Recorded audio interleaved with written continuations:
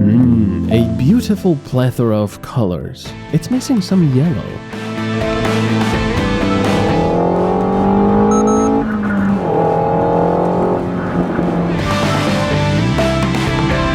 And I don't mean autumn, but the new Megane R.S. So how is this new hot hatchback? Is it as brutal as the previous one? Is it as good in the corners? Is it as fun? I'll answer all of those. But first, I'd like to show you this rather special tree. It's more than 100 years old and its Latin name is Renault R.S. Now the specialty of this tree is its fruit. It's actually metallic, and when it's ripe enough, it falls. How do you else think we got all these Renaults, Clio's R.S, Meganes R.S from this tree?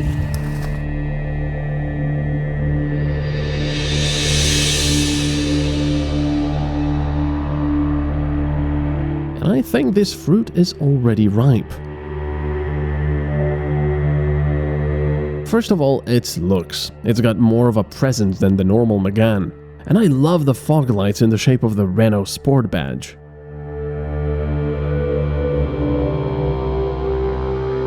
This color is also awesome. It appears to have a more yellow tinge at certain angles.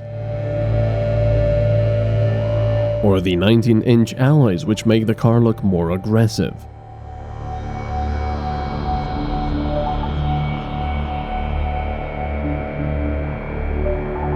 The rear lights are in the style of a Megane, but of course this one is wider at the back and has double exhaust pipes as well as diffusers.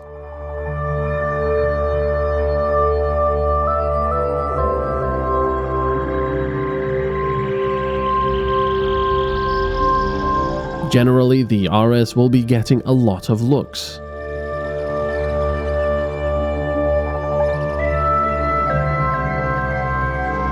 The interior is less different from the civilian version. Red stitching and a nicer steering wheel. You can choose a manual or automatic gearbox.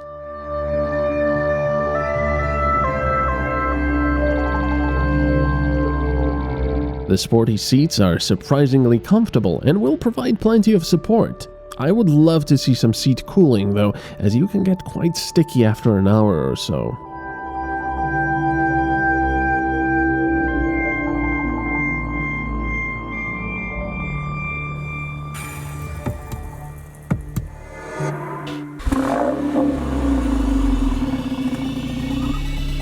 Did you notice the RS welcome jingle or the dust? Yeah, I've been saying it for a long time. These large displays and piano black plastics are great for dust and fingerprint collectors.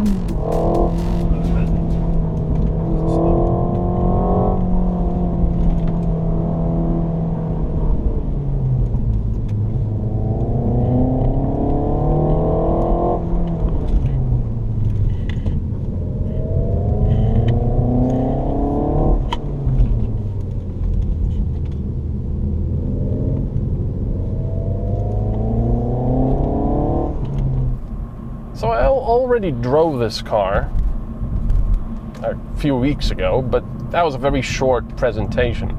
Now I have a bit more time to go into the details, and I'll describe the driving with one word: superb. Awesome. Fun. I think fun is the most appropriate. The engine has lost 200 cubic centimeters of volume, so now it's a 1.8, but thankfully it still has 4 cylinders. Whew, didn't go to 3 cylinders yet. It's got quite a bit of responsiveness, although low in the RPM range, it can be a bit laggy because of the big turbo. Of course, when you get it up to 4,500 and upwards, it does become quite a monster. It's quite a lot of fun.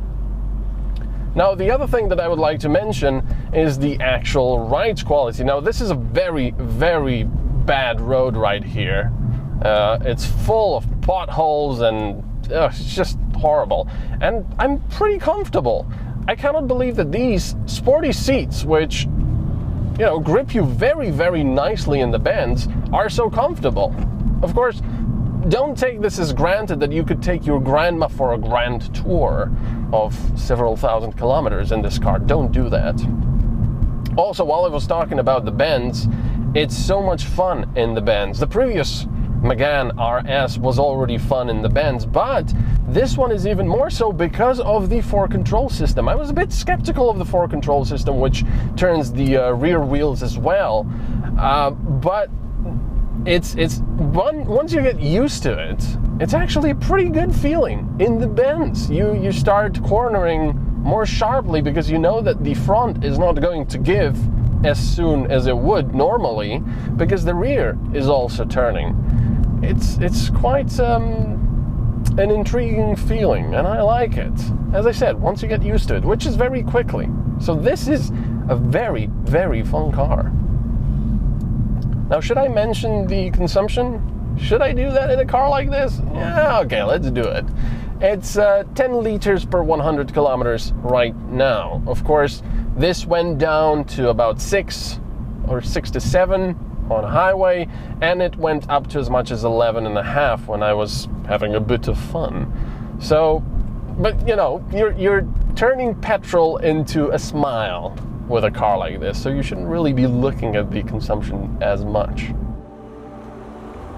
To take a look at the 4Control system, I've brought the car to an authorized Renault Sport auto shop.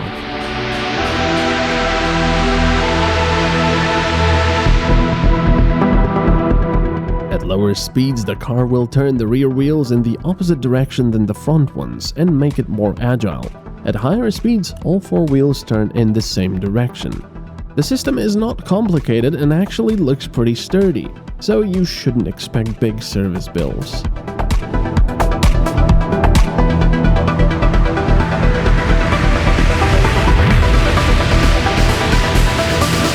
Unfortunately, there's no Akrapovic exhaust system here, and it doesn't look like one will be available. I'm curious to see what the trophy version will bring.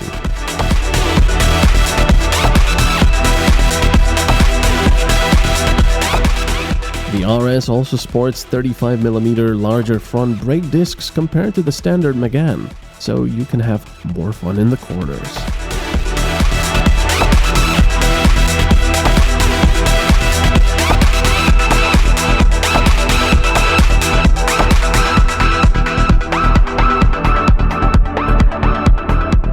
I do have to mention that the test model had the optional cup chassis, which makes it much firmer than the car I drove at its unveiling, which was also more comfortable.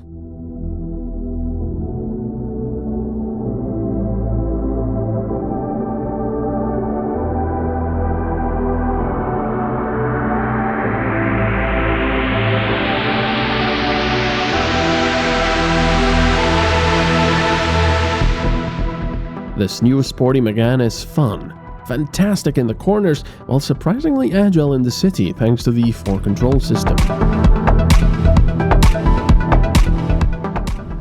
I forgot to mention the gear shifter. Now, in the other Megane R.S, which I drove, it had an automatic dual clutch transmission, but this one has a manual 6-speed. And it's actually quite interesting. It looks like a normal Megane or even Clio shifter, but it's actually, the feeling is a lot different. It's very mechanical. I quite like it. Once you get used to it, it maybe reminds me a little bit of the Mazda MX-5, although that one was even levels higher, but this is not bad.